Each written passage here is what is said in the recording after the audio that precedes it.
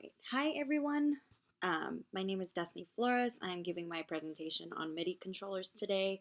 I'm actually a musician and I work with MIDI controllers often. So I own my own MIDI controller, but today I'm going to go in a little more detail on how to connect a MIDI to like a computer, what MIDI stands for. I'm going to talk about how you can connect it to your tablets and your iPhones. I'm also going to talk about how you can connect it to an Android as well. So we'll go ahead and get into the presentation. So what is a MIDI controller? MIDI stands for Musical Instrument Digital Interface, and it is a system that allows electronic musical instruments and computers to send instructions to each other.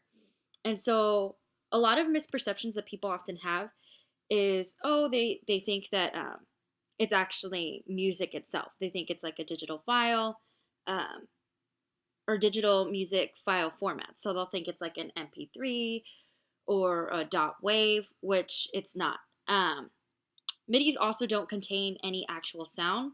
So pretty much what a MIDI is it's just data telling electronic devices how to generate a certain sound. So I'm going to share a little bit of the earliest history of a MIDI. MIDI started to arise in the early 1970s and 80s. And then in 1978, Soundstream built what was considered the first digital audio workstation, which is short for DAWs. And sometimes you'll hear about those. I'll talk about those a little later. Essentially, that's just software that you can use for your MIDI to actually, when you connect your MIDI, that's what you'll be using to generate the sound. But we'll get into all of that kind of later and how that all works. But so they built the first, like what was considered the first DAW, and they used most current computer software of that time, or hardware of that time. And then one of the first MIDI controllers was a drum machine that was called the Roland T808. A lot of times you hear people reference like 808 drums and things like that. That's actually what they're referencing. So yeah, that's just kind of like the earliest history. So basic performance messages. So like I said, MIDI is sending data to the computer. And so one of the messages is a note on and note off. A note on message is sent to receive MIDI data, or MIDI is sent to receive MIDI device, which starts playing the note. When you stop playing the note on the controller, a note off message is transmitted, and then receiving devices stop sounding the note. So basically, you're kind of turning it on and off, like toggling it a little bit. Velocity, the force.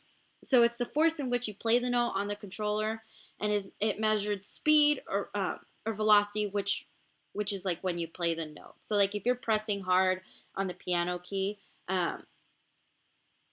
it will have like a harsher sound, whereas if you take it off, it's a like softer sound. Pitch blend. So these messages instruct a MIDI device to raise or lower the played note pitches. So pretty much that will control like the pitch. And then aftertouch, you can generate aftertouch messages by pressing down on the key you've played. Then the aftertouch value reflects how hard you've pressed. So those, they kind of go together, as you can see. Like if you, with the aftertouch, if you're pressing kind of hard, that also plays with like the velocity because you're playing with the force. So what is the MIDI's connection to a computer? Often the MIDI sends data through DAWs, as we talked about earlier, which is a digital audio works station. Some of these DAWs can be Pro Tools, Logic, Ableton, GarageBand, and a lot of industry people use those. The DAWs can be downloaded on computers, but for Pro Tools, it actually requires what is called an iLock, which is a USB that allows a user to access Pro Tools. So pretty much they've gotten kind of smart, and instead of like selling it as a disc, you can buy it online now, but you have to use this, you have to get this iLock as well in order to even access Pro Tools. But you can connect with, so we can talk about some of the connections of how to connect a computer to a MIDI or a MIDI to a computer. And you can do that with pretty much the way I do it is through a MIDI output plug to a USB, and then the sound will generate based on the keys that are played. Connection will come from the MIDI ports. So according to the Use Information Technology textbook, MIDI ports are used to connect electronic musical instruments to a sound card that converts the signal to digital instruction that can be saved or manipulated. So essentially, you're kind of using your MIDI port to connect to the computer, and we'll get into a little bit of talking about connecting it in and out on the next slide. And so, connections to other technological devices. There are musical applications that can be downloaded on a tablet, such as GarageBand, Chord Polyplay, Oxy Studio, Medley, and Multitrack DAW. And I actually found a lot of those just kind of looking on my iPhone or my tablet. You can also look on your Android tablets as well, or your Samsung phones, or any of your Android phones. But the connection is similar to a computer setup in the sense that the user can use a USB or MIDI cable to plug into the MIDI, but will need a different plugin for that to connect to the tablet. So at this, they have something called the iRig MIDI 2, and it pretty much allows you to connect to your phone. You can connect it with the computer, or you can connect to a tablet as well. But at the center of the iRig MIDI 2, it is a detachable mini DIN connector, which lets you attach lighting, which is the cord that you essentially plug into your Apple tablet or iPhone. So those lighting cords are all Apple.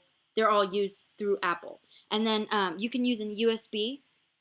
The USB is included. And then they have something called an OTG to mini DIN, and basically that cord is just used for Androids. So Androids to connect from USB to the Android plug-in. And then there's also the 30-pin cable, depending on the mobile device or computer that you'd like to use. That's pretty much just talking about basically these are all of the cords that you can use with the iRig MIDI 2 and what's included and what's not included. So you can also make your own kind of MIDI controller. There are ways to make your own MIDI controller using programs like Arduino and Makey. Arduino is more of what a lot of computer science majors use, or even digital culture majors. Makey is it's actually kid compatible, so it's easier for beginners or teaching high school or even middle schoolers to use. But the picture behind shows an example of somebody making a piano scale using bananas. And so essentially there was a patch or a code or something that they put into Arduino or Makey. Then they connected using a picture that basically shows how to make the connections. It kind of shows you how to get the electricity going.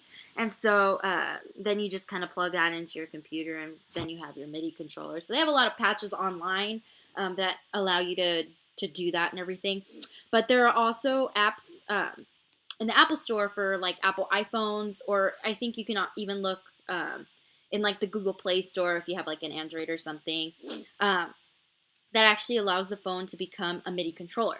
So you can look up apps like MIDI Studio, MIDI Controller Pro, Apollo MIDI Controller, and MIDI App Pad were just some of the few that I found just scrolling through my phone when I looked up MIDI controllers. But essentially you can have them right in your phone, being able to make music right then and there.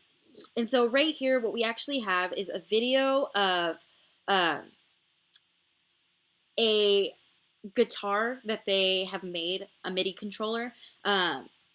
They're still coming up with some of the technology for this, but this is one of the very first ones that they've made as a guitar MIDI controller. So